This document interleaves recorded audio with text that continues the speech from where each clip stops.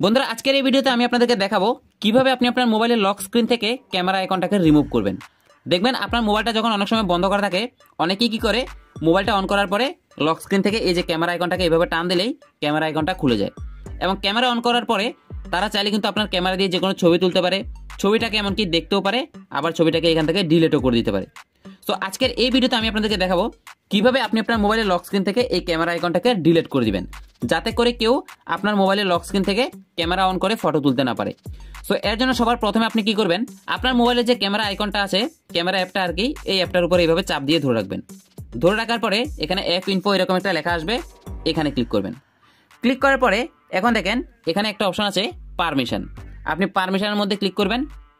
Click করার পরে এখানে দেখেন একটা অপশন আছে ক্যামেরা, এই ক্যামেরা অপশনটার মধ্যে ক্লিক করবেন। এটা দেখেন প্রথম অপশনটা সিলেক্ট করা আছে, আপনি কি করবেন এখান থেকে লাস্ট অপশনটা যেটা আছে ডিনাই, এটাতে ক্লিক করবেন। তারপরে ডিনাই এনিওয়ে এখানে ক্লিক করে দিবেন।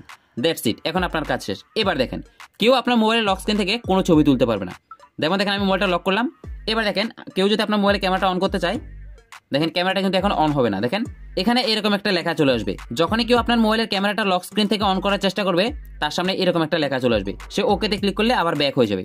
যেমন দেখেন এখন আমি যদি আবার ক্যামেরাতে ক্লিক করি, সেম লেখাটা আবার চলে আসবে এবং ওকেতে ক্লিক করলে ব্যাক হয়ে যাবে। মানে এক কথায় কেউই আর আপনার মোবাইলের লক স্ক্রিন থেকে আপনার মোবাইলের ক্যামেরাটা ব্যবহার করতে পারবে না, এমনকি আপনি নিজেও পারবেন না। সো এটা যদি আপনি আবার আগের মতো করতে চান, একইভাবে আপনি কি করবেন, ক্যামেরা অ্যাপের উপর চাপ দিয়ে ধরে রাখবেন, অ্যাপ ইনফোতে ক্লিক করবেন।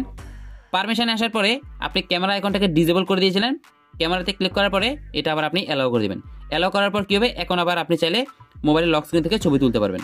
যেমন দেখেন এখন যদি আমরা ক্যামেরাটা অন করি, ক্যামেরাটা অন হয়ে যাচ্ছে।